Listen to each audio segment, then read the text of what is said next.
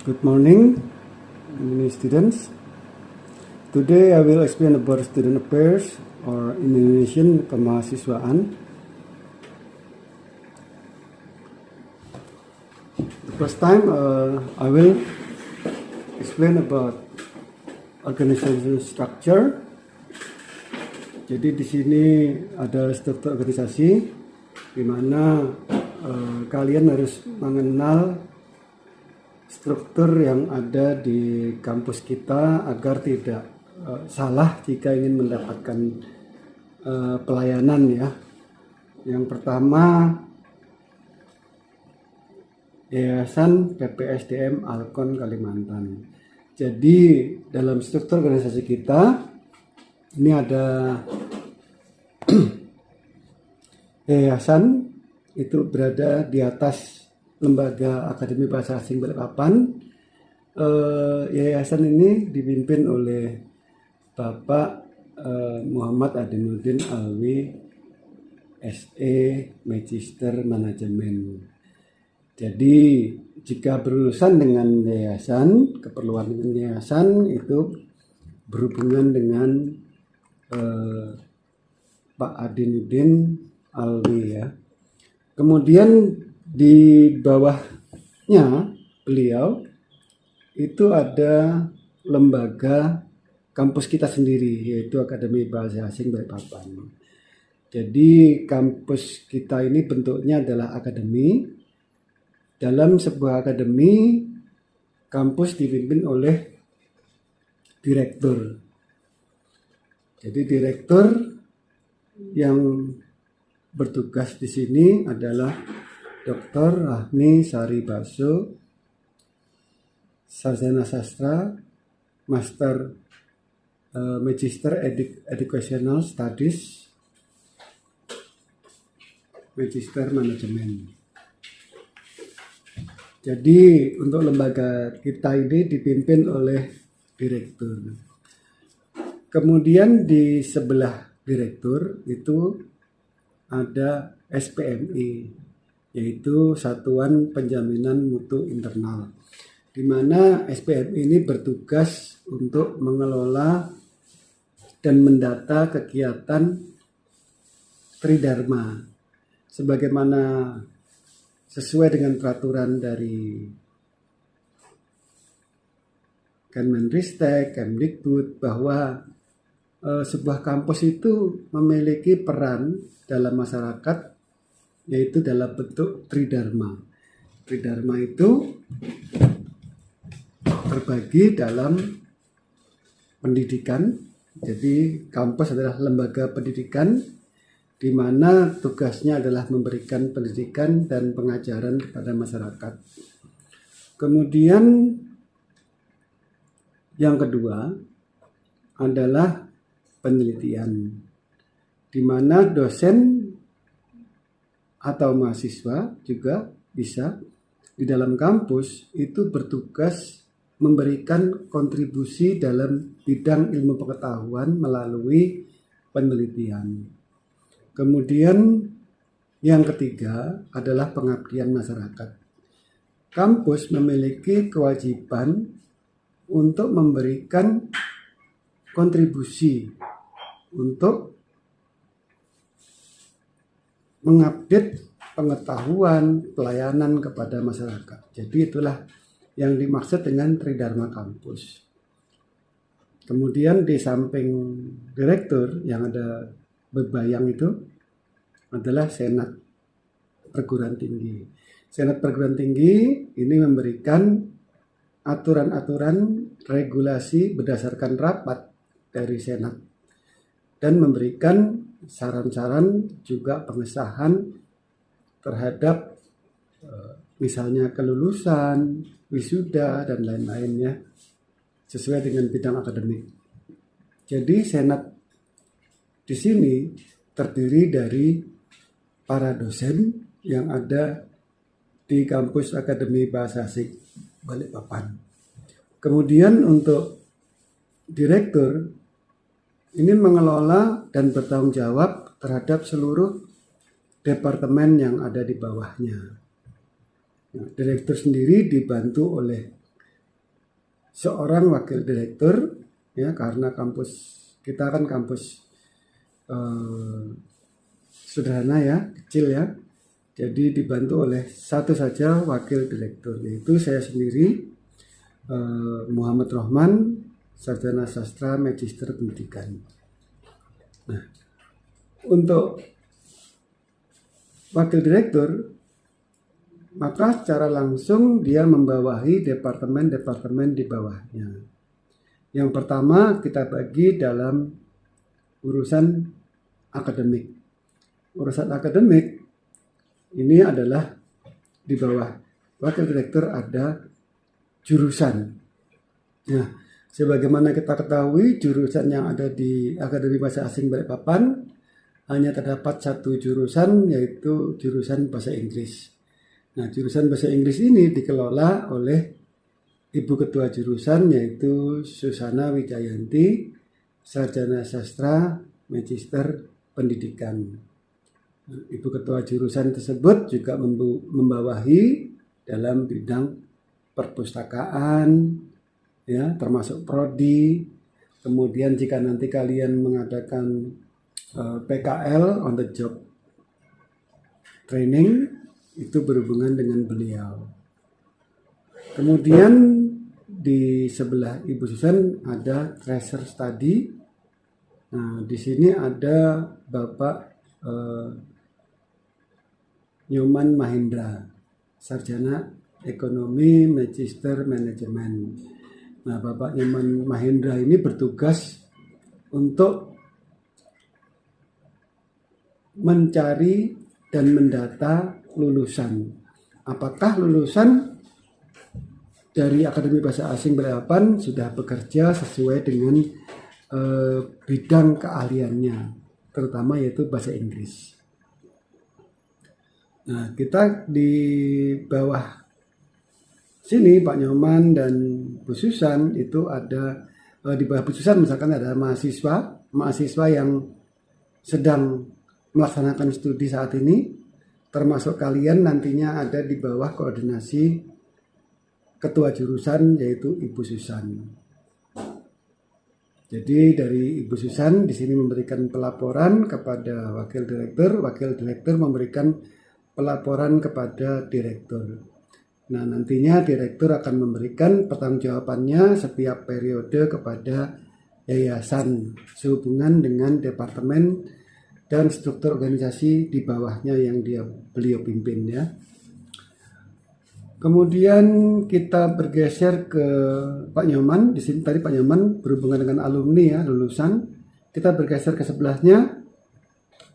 Ada Kabak Kepegawaian, Keuangan, Kemahasiswaan ya. Di sini ada administrasi, Kabak Administrasi. Di sini ada Mbak Desi Wulandari ya. Dan ada Pak Muhammad Akil. Ya. Di sini untuk Mbak Desi melaksanakan administrasi, juga kegiatan yang berhubungan dengan pendataan akademik mahasiswa. Kemudian Bapak Akil membawahi sistem informasi, sarana prasarana, dan laboratorium. Jadi jika Anda berhubungan dengan laboratorium, sarana prasarana, maka Anda berhubungan dengan Bapak Akil.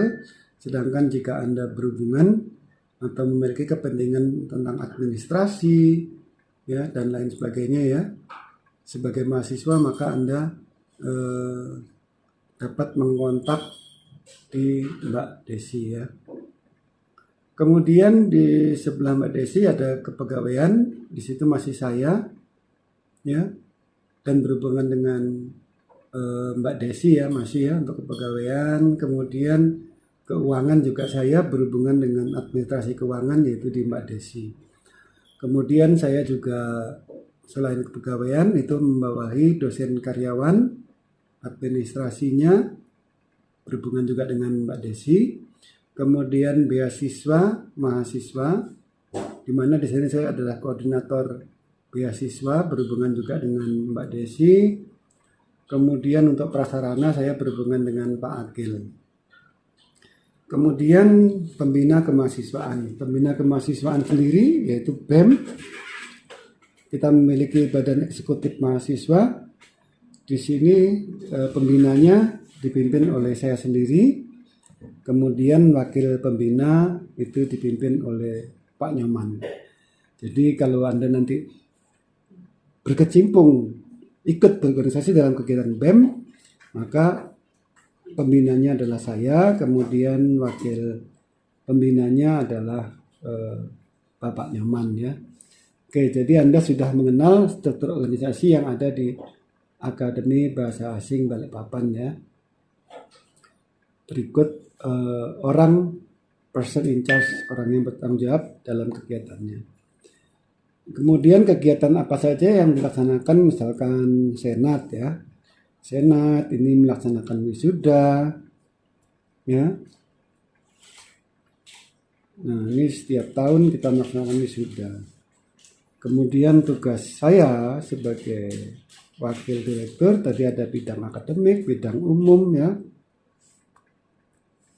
Kemudian untuk kemahasiswaan, kerjasama itu di bawah wakil direktur ya. Kemudian tugas pokok dan fungsi wakil direktur yang berkaitan dengan mahasiswa, di sini saya ada tadi yang seperti saya jelaskan di struktur, tadi ada kepegawaian, kemahasiswaan, keuangan, dan sarana. Dan yang paling penting yang berhubungan dengan kalian nantinya, saya adalah bertugas sebagai pembina Badan Eksekutif Mahasiswa. Jadi dalam kegiatan BEM, kalian nanti akan banyak dilibatkan dengan kegiatan kampus. Contohnya kegiatan kampus yang dilaksanakan misalkan ospek ya. Dulu istilahnya ospek, sekarang orientasi pengenalan atau PKKMB, pengenalan kehidupan kampus ya untuk mahasiswa baru. Nah, di sini ada pemilihan anggota dan ketua BEM, nanti juga saya terlibat dalam kegiatan tersebut.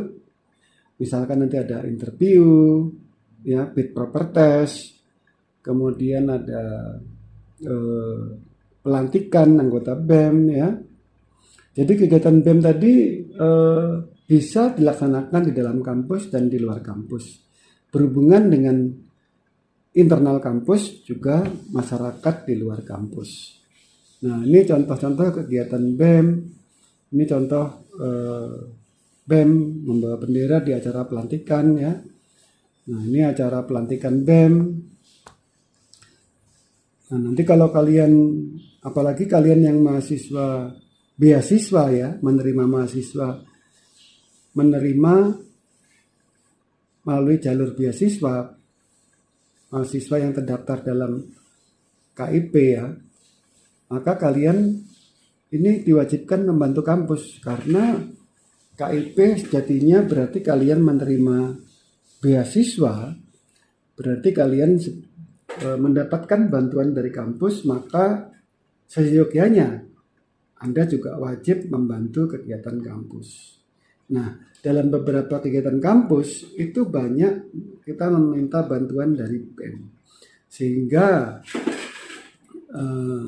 mahasiswa KIP itu hukumnya wajib ya mengikuti dan menjadi anggota BEM.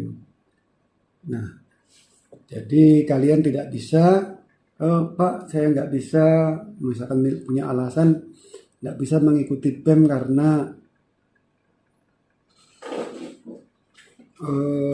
punya kegiatan lain di luar. Sebetulnya kalau kalian menerima KIP itu mahasiswa murni. Jadi mahasiswa murni itu tidak memiliki kegiatan kecuali belajar di kampus. Nah, makanya jika kalian menolak itu tidak patut menolak menjadi anggota BEM, karena Anda menjadi KIP juga dibantu oleh kampus, jadi seyogyanya memberikan timbal balik untuk kegiatan kampus. Ini contoh kegiatan orientasi ya atau PPKMB yang dilaksanakan oleh BEM, senam bersama, game-game dan lain-lain juga. Sekarang tekankan PPKMB itu lebih banyak dalam memberikan edukasi. Jadi tidak melulu kegiatan fisik ya. Kegiatan fisik mungkin bisa senam, ya senam bersama saat pagi hari, tapi setelahnya, setelah siang-siang hingga sore itu lebih berada dalam kegiatan dalam ruangan. Ya, sekarang hanya banyak kegiatan di dalam ruangan, yaitu yang bersifat edukasi. Karena jika misalkan kegiatan PKKMB dilaksanakan dari pagi hingga sore, kemudian banyak kegiatan fisik, mungkin ada beberapa mahasiswa yang fisiknya kurang mendukung, maka tidak bisa diporsir ya, tidak bisa dipaksakan. Sehingga pelaksanaan PPKMB mengacu pada peraturan pemerintah, itu kita melaksanakannya dalam ruangan dan bentuknya berupa pengarahan dan edukasi, menambah wawasan bagaimana kehidupan setelah kalian menjadi maha dan siswa. Jadi kalian bukan siswa lagi, tapi mahasiswa. Maha tadi adalah lebih tinggi daripada siswa. Berarti kalian adalah orang yang sudah dewasa, sudah bisa bertanggung jawab, memiliki tindak tanduk yang bisa dipertanggungjawabkan. Kemudian kalian memiliki sopan santun dan adab dan akhlak sebagai orang dewasa, bukan lagi sebagai siswa atau anak-anak ya. Jadi kalian sebetulnya tidak perlu banyak mendapatkan pengarahan dari dosen, tapi sudah punya sopan santun, punya adab ya. Itu karena kalian sudah dewasa, tidak perlu lagi ditegur. Misalkan di kelas makan minum harus ditegur dulu, bahwa tidak ada itu namanya makan minum di kelas. Kalian bukan anak TK ya, bukan anak SD. Menerima telepon wajib punya etika. Pak, saya mau keluar dulu mengangkat telepon, ini penting sekali. Oke, boleh. Jadi tidak langsung mainan HP dalam kelas, segala tidak perlu tegur. Karena sudah mahasiswa kan, sudah dewasa. Punya tanggung jawab. Punya tanggung jawab, jadi juga kalian harus punya tanggung jawab kepada akademik kalian, apalagi mahasiswa KIP. Mahasiswa KIP itu kan dibayar oleh pemerintah, mendapatkan beasiswa. Berarti kan harus mempertahankan beasiswanya di tiap semester, memberikan laporannya, kemajuannya, progresnya. Kalau dari awal misalkan tidak bisa, lama-lama menjadi bisa bahasa Inggris, IPK-nya naik. Nah itu adalah tujuan dari pemberian beasiswa KIP. Jadi kalian harus selalu memberikan perbaikan, progres kepada diri Anda sendiri dalam bidang pendidikan, supaya tetap layak mendapatkan beasiswa. Jadi namanya mahasiswa beasiswa KIP tidak boleh malas-males, tidak boleh membolos, tidak boleh selalu izin. Itu tanggung jawab, ya. Itu adalah bentuk tanggung jawab terhadap diri kalian sendiri. Jadi beasiswa KIP Anda harus bertahan mendapatkan IPK itu minimal 3, ya. Harus 3, itu. Mendapatkan nilai di tiap mata kuliah minimal B. Kalau sudah C berarti itu sudah mulai ada penurunan itu. Dan itu bisa di laporan pertanggungjawaban bisa saja nanti dicabut beasiswanya. Kan sayang ya, sedangkan kalian harus menempuh perkuliahan selama 3 tahun ya, atau 6 semester. Jadi dalam 6 semester itu kalian harus rajin, berjuang, dan berprestasi. Itu tanggung jawab kalian sebagai penerima beasiswa KIP. Nah ini contoh kegiatan BEM dengan kampus lain ya, mengadakan rapat, konsolidasi, pertemuan ya. Kami sangat mendukung, saya sebagai pembina yang mewakili kampus, pembina BEM, sangat mendukung kegiatan BEM yang memberikan wawasan, menambah kemampuan akademik itu ya. Jadi itu kalau kegiatan BEM yang hanya buang-buang waktu, hura-hura, ya aksi demo yang tidak bermanfaat ya, itu saya sebagai pembina mewakili kampus itu, karena kalian membawa nama kampus itu ya tidak memberikan persetujuan ya untuk kegiatan-kegiatan semacam itu. Tapi kalau kegiatannya ini untuk untuk kemampuan misalkan kepemimpinan, berorganisasi, atau menambah pengetahuan bahasa Inggris, ya kami dari pihak kampus melalui saya pembina akan memberikan persetujuan perizinan kegiatan. Nah, ini contoh kegiatan BEM yang dilaksanakan di lapangan ABA ya. Misalkan mengadakan lomba bahasa Inggris, itu kita sangat memberikan support itu ya. Nah, ini kegiatan BEM yang mengadakan kegiatan di panggung di halaman ya, atau kegiatan BEM mengadakan pengabdian masyarakat, misalnya memberikan pengajaran di kampus, di sekolahan ya, baik sekolah dasar, SMP atau PAUD atau taman kanak-kanak, itu kita akan memberikan dukungan. Nah, kegiatan BEM yang berada di sekolahan ini memberikan kontribusi pada masyarakat, maka bisa dikemas dalam program pengabdian masyarakat karena memberikan kontribusi. Misalkan ngajar anak SD, anak TK dalam vocabulary gitu, kegiatannya terjadwal seminggu sekali, nggak apa-apa, dilaksanakan dalam sebulan, 2 bulan, 3 bulan, bagus itu ya. Jadi programnya memberikan les, kursus ya untuk anak SD, anak TK, enggak apa-apa juga, kami akan mendukung. Jadi jangan lupa didokumentasikan kegiatannya, ada pelaporannya ya. Nah, ini contoh kegiatan juga di SD ya, anak BEM memberikan materi-materi di SD. Nah, ini kami sangat mendukung kegiatan tersebut ya. Kemudian tugas saya sebagai pembina tadi, selain ada kegiatan BEM ya, kami juga memberikan revisi, advice atau nasihat ya, berhubungan soal dana dan kegiatan. Kemudian memantau perkembangan dari kegiatan tersebut, juga memantau prestasi mahasiswa ya. Kemudian laporan pertanggungjawaban dari BEM. Selain pertanggungjawaban dari BEM, ada juga pertanggungjawaban dari individu setiap mahasiswa KIP. Bagaimana progresnya dia, apa rencana dia ke depan, itu wajib dilaporkan ya, melalui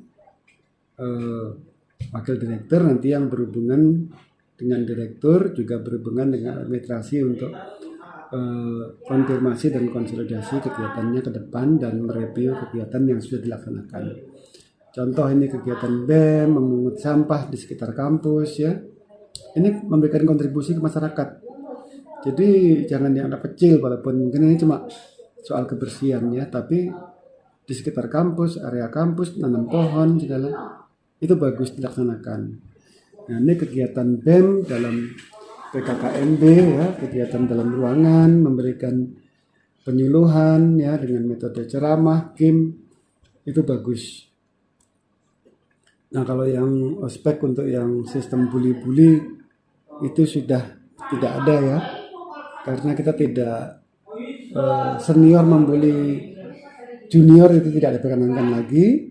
Tetapi sebaiknya senior itu dari BEM waktu acara PPKMB itu memberikan bimbingan kepada junior, bukan membuli, tapi memberikan bimbingan. Jadi yang berhubungan dengan bimbingan kepada junior itu juga kami dukung dalam kegiatan PKKMB. Jadi student affair tadi adalah kemahasiswaan, tadi adalah banyak ya kegiatannya ya. Mendukung BEM, memberikan fasilitas peningkatan kemajuan mahasiswa, beasiswa, itu berada di student affair. Nah, ini tanggung jawab student affair ini berada di bawah pemantauan saya sebagai pembina dari kemahasiswaan. Kemudian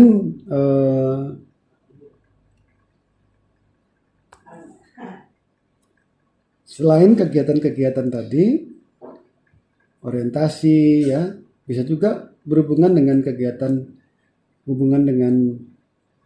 kegiatan yang berwawasan ilmiah. Misalkan kalian ingin konsultasi tentang menerbitkan artikel, mempublish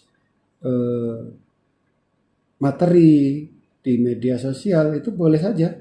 Nanti bisa berkonsultasi dengan pembina kemahasiswaan, yaitu saya sendiri. Atau kalian ingin mengadakan setelah banyak kegiatan, misalkan kegiatan English community, ya, Anda ingin memperbaiki speaking di sekitar kampus, khususnya mahasiswa, Anda bisa konsultasi dengan saya. Atau Anda ingin suatu saat mengadakan kampus recreation, jadi mengajak semua sivitas akademika, dosen, mahasiswa ya, untuk terlibat dalam kegiatan misalkan outbound atau rekreasi ya, itu boleh saja, asalkan nanti tidak bentrok jadwalnya dengan kegiatan perkuliahan dan tidak mengurangi keaktifannya dalam kegiatan kuliah. Itu bisa konsultasi dengan pembina kemahasiswaan. Untuk on the job training, kalian bisa konsultasi dengan kepala jurusan, ketua jurusan ya. Di sini ada Ibu Susan, tentang berapa lama durasi on the job training, kemudian konsultasi kegiatan on the job training tersebut apakah layak dilaksanakan dan berhubungan dengan skill yang diminta. Karena skill Anda kan bahasa Inggris. Masa kalian mau on the job training di permesinan, on the job training di bengkel, itu kan tidak mengembangkan kemampuan skill yang Anda peroleh dari kampus ya. Jadi pemilihan tempat PKL itu perlu karena harus sesuaikan dengan skill Anda. Karena nantinya bahan PKL ini akan dibuat untuk materi penulisan tugas akhir. Nah, kalau tugas akhir Anda permesinan, Anda kan bukan jurusan mesin. Program studi Anda pilih kan bahasa Inggris. Masa Anda ingin menulis tentang mesin? Jadi kalau Anda tempat PKL-nya di tempat permesinan, ya seharusnya Anda masuk di kampus fakultas teknik gitu ya, bukan jurusan bahasa Inggris ya. Jadi nanti Anda waktu PKL itu bisa menuliskan semua kegiatan di field note, catatan lapangan ya, jurnal, karena nanti Anda memerlukan ini untuk materi penulisan tugas akhir ya. Nah, ini contoh materi penulisan tugas akhir.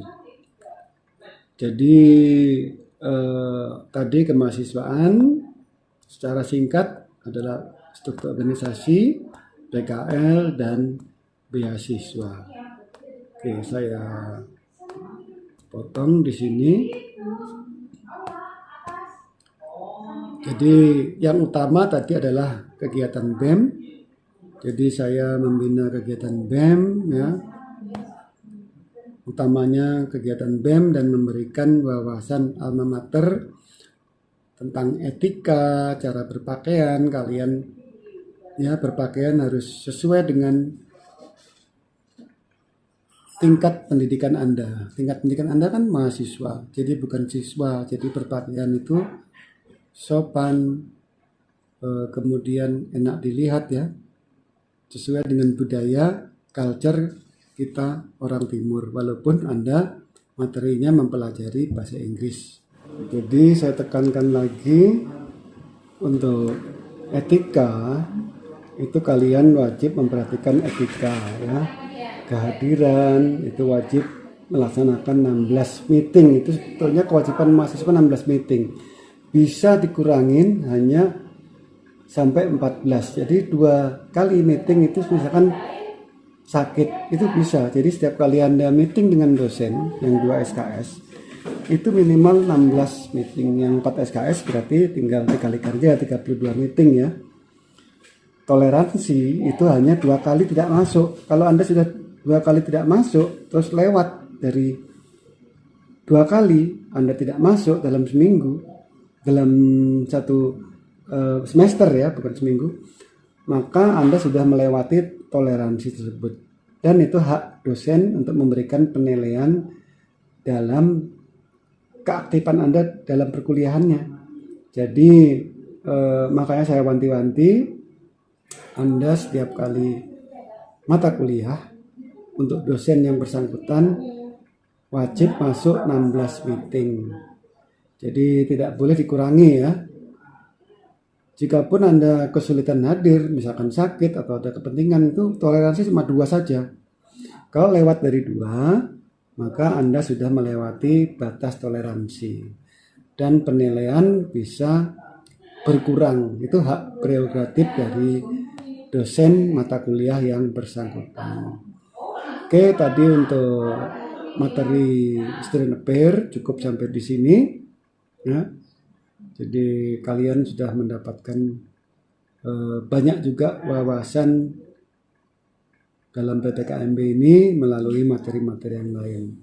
Oke, selamat siang, sampai kita bertemu kembali dalam perkuliahan ataupun dalam organisasi. Ya, good afternoon, see you again, see you around.